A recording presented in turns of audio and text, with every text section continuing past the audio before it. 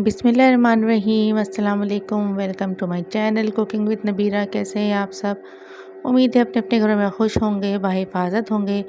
तो आज मैं बना रही हूँ चने की दाल की बहुत ही मज़ेदार सी और बहुत ही यूनिक सी रेसिपी, जो आप खाने में बहुत ही ज़्यादा मज़ेदार होगी। तो ट्राई लाजमी करिएगा।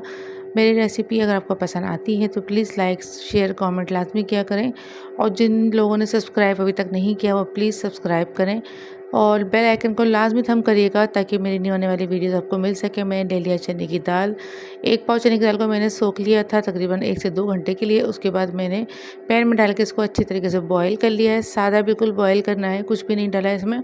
और इस तरह से हल्का हल्का सा इसमें मैंने मैश कर लिया था। अच्छा, अब एक अलग बर्तन में मैंने तेल गरम किया है, आधी प्याली, उसमें एक बड़ी प्याज डाल दी है ब्राउन करने के लिए। उसके बाद इसमें डाल दिया मैंने अदरक लहसुन का पेस्ट, 1 चम्मच, सही हो गया।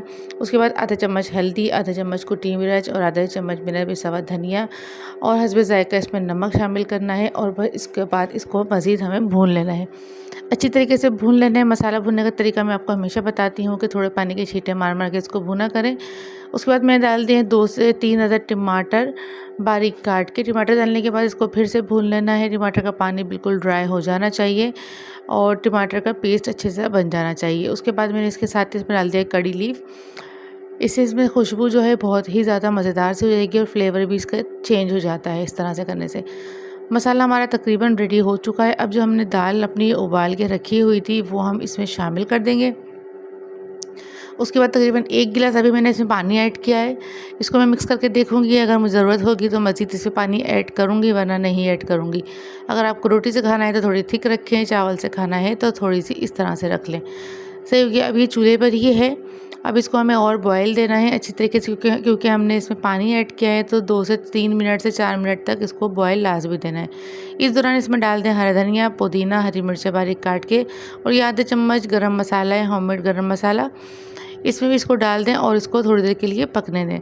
2 से 3 मिनट के लिए पक जाएगी। उसके बाद ये दाल हमारी बिल्कुल रेडी है। तो आपको दिखाती हूँ। तो ये देखिए हमारी दाल बिल्कुल रेडी हो गई। इसको रख देंगे साइड में। अब लेंगे 2 अंडे, उसमें डाल देंगे कुटी हुई लाल मिर्च, नमक हस्बे ज़ायका, और फिर इसमें डाल देंगे हम प्याज और हरा धनिया, हरी मिर्चें बारीक काट के, टमाटर 1 अदद बारीक काट के। इसको अच्छी तरीके से मिक्स करें, पैन में घी डालें और इस ऑमलेट को इसमें डाल दें। अच्छी तरीके से फैला लें। लो फ्लेम पे इसको करना है क्योंकि अच्छी तरीके से ये एक तरफ से पक जाना चाहिए। जब ये पक जाए अच्छी तरीके से तो फिर इसको इस तरह से टर्न करें जिस तरह से ये देखें एहतियात से अंदर से ये पक चुका है अच्छी तरीके से। फिर भी हमें इसे 2 से 3 मिनट तक मज़ीद हम इसको सेक लेंगे ताकि ये अंडा हमारा बिल्कुल, ऑमलेट जो है हमारा बिल्कुल अच्छी तरीके से पक जाए। जब ये इस तरह से हो जाए तो फिर स्क्वायर में इसको कटिंग कर लें आप। और ये दाल इतनी ज़्यादा मज़ेदार और यूनिक सी है, आप यकीन करें, एक बार आप मेरे चेहरे पे ट्राई लाजमी करिएगा। इसका जायका, इसका फ्लेवर बहुत ही ज़्यादा यूनिक और मज़ेदार सा होता है।